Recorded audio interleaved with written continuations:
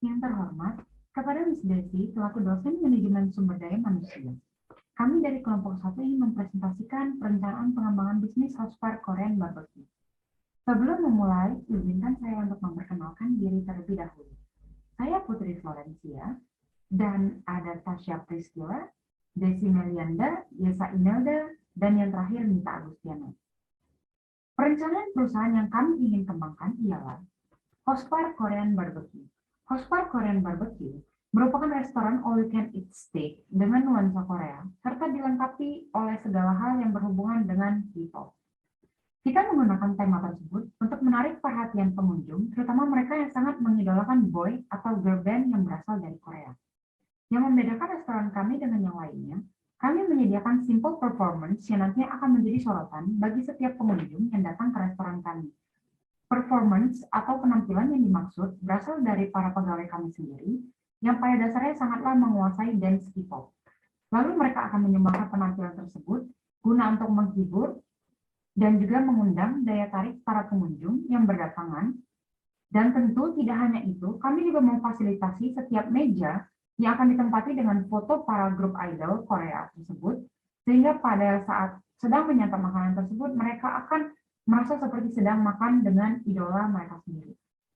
Lokasi yang ditargetkan adalah lokasi yang terletak di pusat keramaian yang berada di daerah Pantai Indah Kapuk 2, yang kebetulan merupakan pusat kuliner yang sangat terkenal di Jakarta Utara. Target market yang tertuju adalah kalangan anak muda yang merupakan penggemar idola K-pop yang berkisaran 13-25 tahun. Dan juga para influencer serta artis-artis yang tertarik untuk berdatangan. Di sini, perusahaan kami pun memiliki visi misi. Visi kami, pertama, menjadikan restoran all you can eat Korean barbecue satu-satunya yang mendapatkan penilaian terbaik karena keunikan serta kekreatifan akan konsep bisnisnya. Yang kedua, menjamin kepuasan pengunjung tidak hanya dari segi cita rasa, melainkan hiburan yang akan kami berikan merupakan penampilan dance K-pop. Yang ketiga, menjadikan usaha kuliner Korea pertama yang bernuansa Korea, tidak hanya foto, melainkan mereka langsung bisa merasakan vibes secara nyata terkait dengan hal ikonik dance K-pop. Misi kami, yang pertama, menghadirkan lapangan kerja bagi kalangan anak muda yang sangat menyukai hal yang berhubungan dengan K-pop. Yang kedua, mampu memberikan serta menjamin kepuasan pengunjung sehingga mereka akan berdatangan kembali. Yang ketiga, membuat restoran kami dikenal hingga banyak penjuru karena mereka penasaran akan Korean vibes dan memiliki lebih dari satu cabang usaha kuliner Korean barbecue. Tidak hanya visi dan misi perusahaan pun wajib memiliki nilai value terhadap bisnis yang akan dijalani. Yang pertama, integritas, memiliki sifat yang tepat waktu dan berkompeten. Yang kedua, open-minded. Yang ketiga, teamwork. Yang keempat, profesional. Yang kelima, inovatif dan kreatif. Dan yang terakhir, kejujuran. Kemudian, karakteristik perusahaan kami tidaklah sulit. Antara lain, usia minimal 17 hingga 25 tahun atau belum menikah, tingkat pendidikan minimal lulusan SMA atau SMK sederajat, penampilan rapi dan menarik, memiliki passion dan bakat dalam dance Korea, semangat dan cepat tanggap, memiliki jiwa sosial, kerjasama yang tinggi antar tim, percaya diri dan mudah berbaur, jujur dan mau mencoba hal baru, dan siap diletakkan di posisi manapun. Selanjutnya akan dilanjutkan dengan teman saya, Mita Agustiana. Perkenalkan, nama saya Mita Agustiana. Saya akan menjelaskan nomor 2, yaitu struktur organisasi restoran House Park K-pop Barbecue, job analisis, dan kebutuhan personilnya. Untuk struktur organisasi restoran kita dapat dilihat pada PPT. Restoran kita mempunyai CEO sebagai pemimpin, finance manager, finance staff, kasir, restoran manager, asisten manager, kapten waiter, greeter, waiter atau waitress, head chef, sous chef, chef de partie, pastry maker, sushi maker, cook helper, barista, cleaning service, security, head of purchasing, purchasing staff, warehouse staff, marketing manager, marketing staff, coach, and dancer. Untuk job desk dan job spec, saya akan menjelaskan beberapa peran yang menurut saya paling penting saja seperti CEO. CEO job desk-nya itu membangun budaya kerja, menetapkan anggaran dalam organisasi, memberikan arahan kepada karyawan agar visi restoran dapat terpenuhi, menciptakan, mengkomunikasikan, dan mengimplementasikan visi, misi, dan arah keseluruhan restoran, mewakili restoran di media dan acara publik lainnya, dan mengevaluasi hasil restoran. Untuk job spec, mengingat CEO ini adalah pemilik restoran dan itu merupakan orang yang sama, sehingga sebenarnya tidak terdapat job spec yang khusus. Tapi jika orang yang berbeda dari pemilik, CEO harus memiliki pengalaman minimal 7-10 tahun di bidang makanan dan minuman, memiliki pengetahuan tentang undang-undang tenaga kerja, pajak, dan undang-undang asuransi sosial, memiliki pengetahuan tentang kontrak dan layanan rantai pasokan, lancar berbahasa Inggris, dan tentu lancar bahasa Korea juga. Restoran manager memiliki job deskripsi yaitu melatih dan mengawasi seluruh staf restoran, membuat jadwal staf untuk memastikan penempatan staf yang sesuai, melacak tingkat stok makanan, persediaan dan peralatan, membantu proses administrasi, arsip dokumen, dan penginputan data dalam sistem, mengatasi kebutuhan dan komentar, serta keluhan pelanggan, mematuhi dan menegakkan kepatuhan karyawan terhadap standar kesehatan, keselamatan, dan sanitasi, membuat SOP yang akan diterapkan oleh seluruh staf restoran, memproses penggajian dan memelihara semua catatannya relevan, memastikan semua karyawan bekerja sesuai SOP yang telah dibuat dan bertanggung jawab terhadap target penjualan. Untuk marketing manager memiliki job deskripsi yaitu membuat anggaran pemasaran, menganalisis dan merekomendasikan penawaran kemitraan terbaik, mengawasi dan meningkatkan pemasaran melalui media sosial seperti membuat konten dan sebagainya, melakukan analisa pasar, menjaga hubungan baik dengan pelanggan yang sudah ada, menjaga kestabilan omset, menentukan strategi penjualan, mengawasi tim penjualan, dan bertanggung jawab terhadap pencapaian target.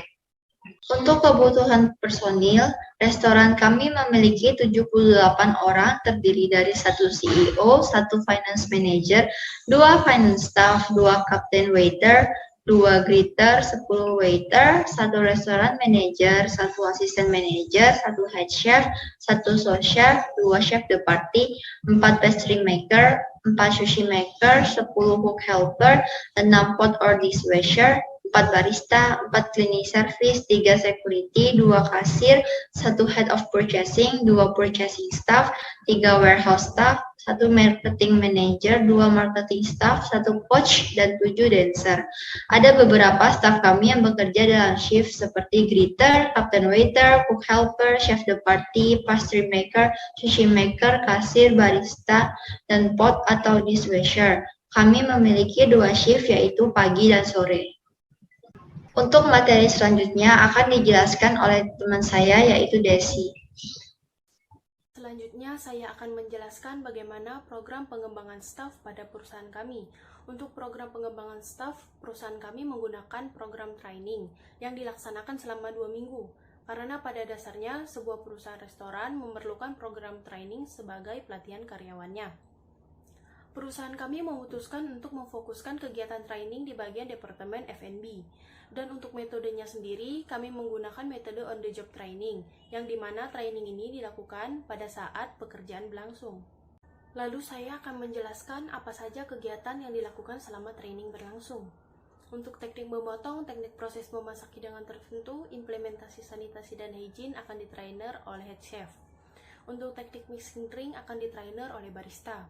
Untuk cara pembuatan sushi akan ditrainer oleh sushi maker. Untuk cara pembuatan pastry akan ditrainer oleh pastry maker. Untuk kasir, waiters, dan greeter akan ditrainer oleh captain. Dan yang terakhir, apa tujuan dan target yang ingin dicapai setelah dilakukannya program training karyawan. Untuk tujuannya sendiri, perusahaan kami berharap agar karyawan bisa meningkatkan pengetahuannya, keterampilannya, memiliki sikap yang lebih baik lagi, bisa menghindari kecelakaan yang mungkin bisa terjadi di area restoran, dan siap mempertanggungjawabkan segala hal yang dilakukannya. Untuk targetnya sendiri, kami berharap setelah program training dilaksanakan, ada hasil yang dimana bisa memuaskan pihak perusahaan dan karyawan, dengan hasil evaluasi pelatihan yang baik, dengan karyawan yang semakin maju dan semakin berkembang. Sekian penjelasan dari saya, selanjutnya akan dijelaskan oleh teman saya. Saya Tasya Priskila akan membahas mengenai standar kinerja dan program penilaian kinerja staf restoran House Park Korean Barbecue. Dalam meningkatkan kinerja staf restoran House Park Korean Barbecue ini, terdapat standar kinerja yang akan menjadi tolak ukur dalam menentukan penilaian staf dalam departemen masing-masing. Beberapa standar kinerja difokuskan untuk mencapai target utama, yaitu visi restoran House Park Korean Barbecue tercapai, misi restoran House Park Korean Barbecue tercapai, sasaran atau target restoran House Park Korean Barbecue tercapai, SOP atau Standard Operating Procedure restoran House Park Korean Barbecue terlaksana dengan baik, serta kualitas kinerja staf restoran House Park Korean Barbecue tercapai. Aspek-aspek tersebut yang menjadi poin penting yang perlu dipelajari, diingat, serta dilakukan oleh seluruh staf restoran House Park Korean Barbecue ini yang bertujuan dalam meningkatkan kinerja para staf. Dengan meningkatnya kinerja seluruh staf, maka restoran House Park Korean Barbecue akan bisa mengalami perkembangan yang baik. Dan dalam melakukan penilaian kinerja, penilaian dilakukan dengan cara membuat Key Performance Indicator atau disingkat KPI pada masing-masing departemen setiap bulannya. KPI ini bertujuan untuk melihat skor yang dicapai sesuai dengan indikator yang telah ditentukan perusahaan. Berikut contoh tabel Key Performance Indicator pada Departemen Restoran Manager di restoran House Park Korean Barbecue. Pada bagian KPI terdapat beberapa hal yang menjadi faktor penilaian, lalu bagian bobot merupakan besarnya nilai dari KPI tersebut. Setelah itu ada bagian target yang berupa nilai atau angka yang harus dicapai dalam sebulan.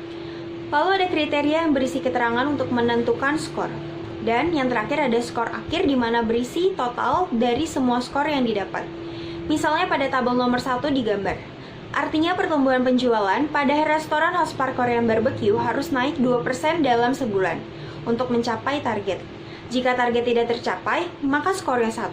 Jika pertumbuhan penjualan naik 2%, maka skornya 2. Dan jika naik lebih dari 2%, maka akan mendapat skor 3. Dan pembahasan yang terakhir yaitu kebijakan sistem kompensasi. Sistem kompensasi merupakan bentuk balasan yang diterima oleh karyawan atas daya upayanya dalam memajukan perusahaan. Sistem kompensasi yang berlaku pada perusahaan kami yaitu kompensasi langsung dan tidak langsung. Yang pertama yaitu kompensasi langsung. Pada perusahaan kami, kompensasi langsung yang kami terapkan yaitu A. Gaji pokok. Gaji pokok merupakan upah para pegawai yang akan diberikan setiap bulannya atas upayanya dalam membantu perkembangan perusahaan. Pada perusahaan kami, gaji pokok akan disesuaikan dengan jumlah kehadiran dari para pegawai dan juga bidang atau posisi yang diisi oleh mereka.